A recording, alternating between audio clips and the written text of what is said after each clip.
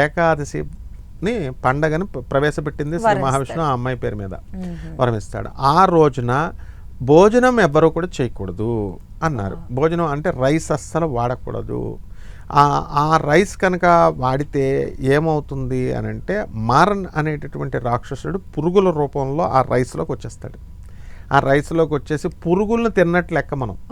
Rice అంటే అప్పుడు నీకు ఇంకో డౌట్ రావచ్చు, ఏమంటే మరి సౌత్ ఇండియన్స్ అయితే రైస్ తింటారు, నార్త్ ఇండియన్స్ చపాతీలు కదా తింటారు, అందులో ఉండడం అంటే ఎవరు తినే అలవాట్లను బట్టి వాళ్ళ తిండిలోకి అంటే ఆ రోజు టోటల్ మనం తిండి తినకూడదు అని అర్థం. ఇప్పుడున్నటువంటి ఏ ఆశ్రమాలు తీసుకోండి, ఎక్కడైనా సరే ఆధ్యాత్మిక సంస్థలు ఏమైనా సరే ఏకాదశి రోజున అసలు భోజనం చేయరు ఎవరు కూడా. ఆశ్రమాలన్నీ క్లోజ్ అనమాట. ఎందువలన ఎప్పుడు కూడా ఆశ్రమాలు చూడడానికి ఏకాదశి రోజున వెళ్తే మనకు భోజనాలు పెట్టరు, అందువల్ల తాళాలు వేసేస్తారు కిచెన్. ఏకాదశి రోజున నిర్జల ఉపవాసము. మా గురువు గారు అయినటువంటి సుభాష్ చంద్రబోస్ మేనల్లుడు ప్రభాత్ రంజన్ సర్కార్ ఆనందమూర్తి గారు ఉన్నారు, ఆనంద్ మార్గ ఆశ్రమం. అక్కడ ఏకాదశి వస్తే క్లోజ్ కిచెన్.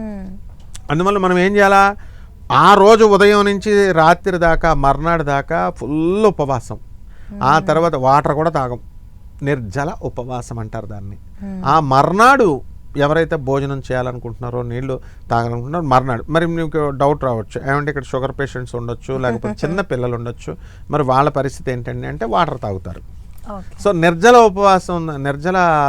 ఉపవాసం రోజున ఏకాదశి రోజున వాటర్ కూడా తాగరు, అది శాస్త్రం. ఇక్కడ ఏంటంటే మర్నాడు ఏం జరిగిందంటే, ఇది ఎవరు చేశారండి ఈ వ్రతాన్ని అంటే అంబరీషుడు చేశాడు ఈ వ్రతాన్ని. అంబరీషుడు అంతా కూడా ఎవ్వరైనా సరే ఏకాదశి రోజున ఈ ఉపవాసం చేసిన తర్వాత మర్నాడు ఏం చేయాలా, డైరెక్ట్ భోజనం చేయకూడదు.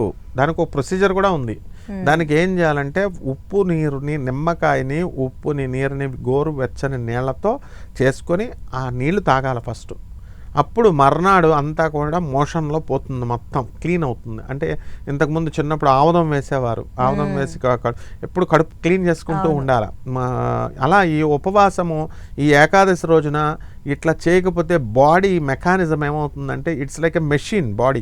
ఎప్పుడు రెస్ట్ ఇవ్వకుండా, ఇప్పుడు కార్లో ఊరు వెళ్తున్నారమ్మా, బైక్ మీద ఊరు వెళ్తుంటే కంటిన్యూస్ 48 hours 24 hours తోలితే వేడెక్కుతుందా వేడెక్కదా ఇంజన్, అప్పుడు వాటర్ పోస్తున్నావా లేదా, ఇది కూడా అంతే. కంటిన్యూస్ హ్యూమన్ బాడీ కనుక కంటిన్యూస్గా తింటే ఆ బాడీ మెకానిజం దెబ్బతిని తొందరగా డిస్ట్రాయ్ అవ్వడానికి అవకాశం ఉంటుంది, నాశనం అవ్వడానికి. అందుకోసం మనం ఏం చేస్తామంటే రెస్ట్ ఇవ్వాలి. సో అందువలన ఏకాదశి రోజున 2 ఏకాదశుల రోజున మనం వాటర్ కూడా అందించం.